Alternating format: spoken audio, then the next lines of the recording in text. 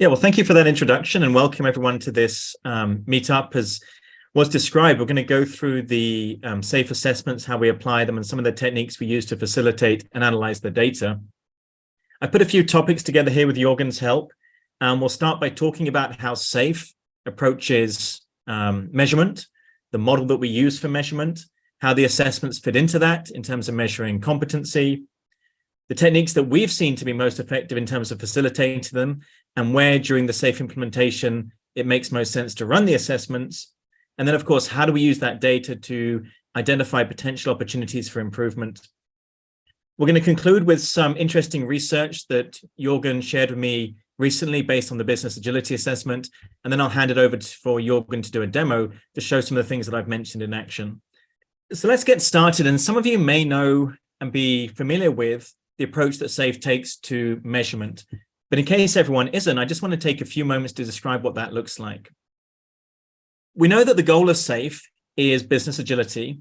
And by business agility, we talk about the ability for an organization to compete and thrive in the digital age by being able to respond quickly with innovative and emerging solutions.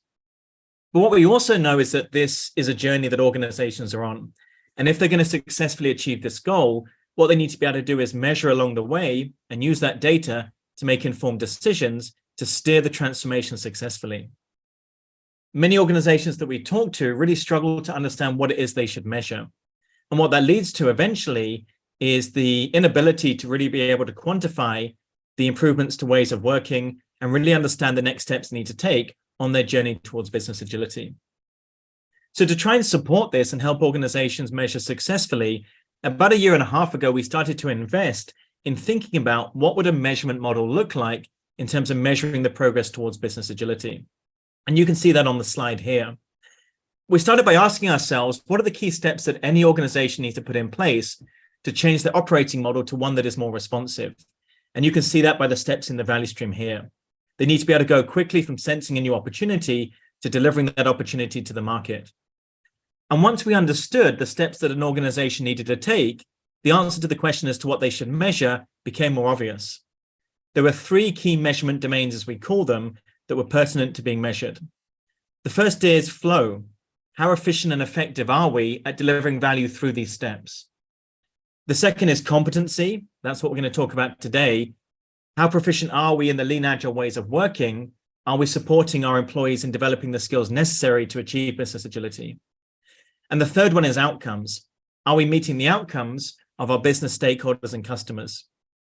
So let's get into that and talk about how we do this.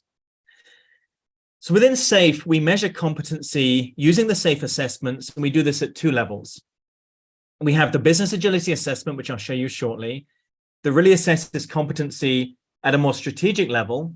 How proficient are we in our ways of working across an entire portfolio?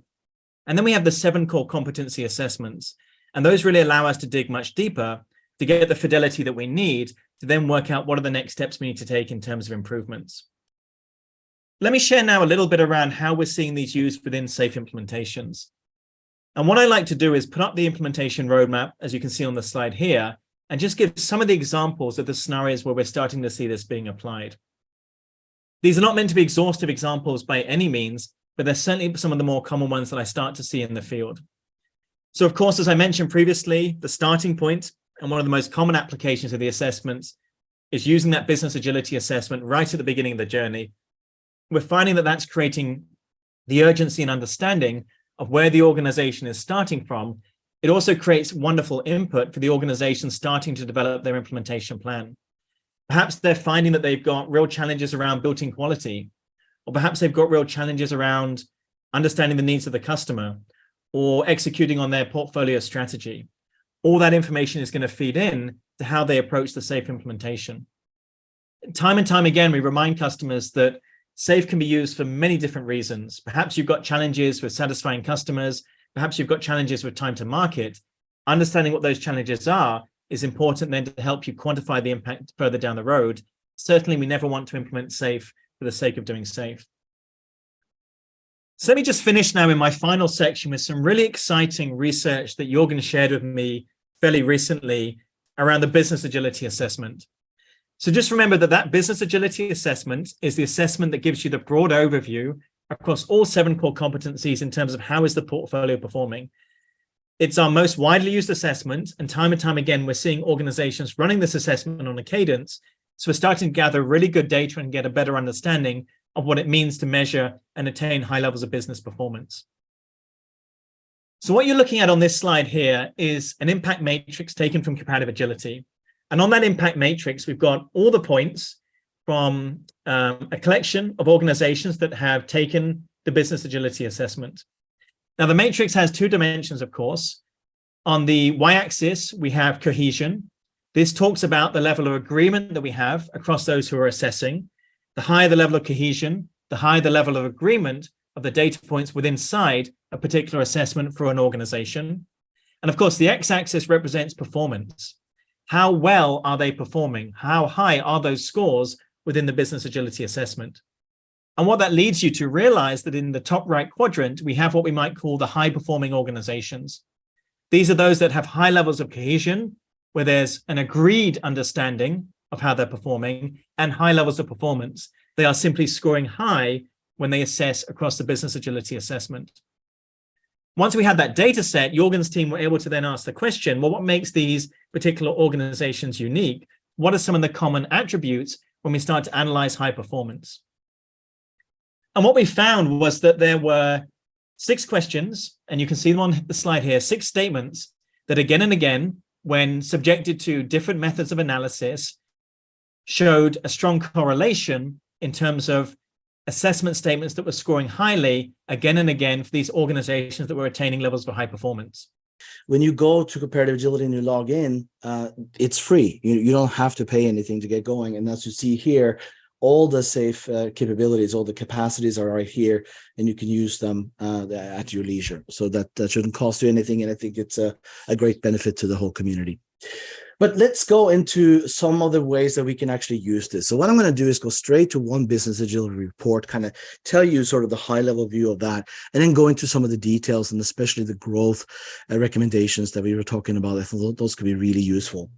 Here's a business agility report that's been run. And as Andy was saying, the type of audience that you run that report with is not the same as team and technical agility. Or some of the other ones as well. This is really one of those things you do at first because it gives you a really good view of what's going on with a limited number of people that are involved, because they're sort of the tip of the spear, if you will. In this case, we're looking at about 3 teams, the LACE, the leadership team, and the core ART members. Not a huge data set, but enough to start to see where there might be items we should focus on. If you look at this business agility report right here, you can see that a couple of things are standing out. Essentially, 0 here is essentially the benchmark. So that's normalized to 0. And everything that you see here that's below the line shows you that it's underperforming compared to the benchmark. And if we look at this in technical agility, you can see there's a line here that stands out a little bit. This one here, for instance, I'm not sure if you can read this, but it says, we build high quality solutions. If you remember, that's one of those statements that we found was really important. That was one of those 6 statements. So if this is the kind of report you run when you run the business agility report, one of the things you'll see right away is that, okay, let's now dig in to team and technical agility and go a little bit further.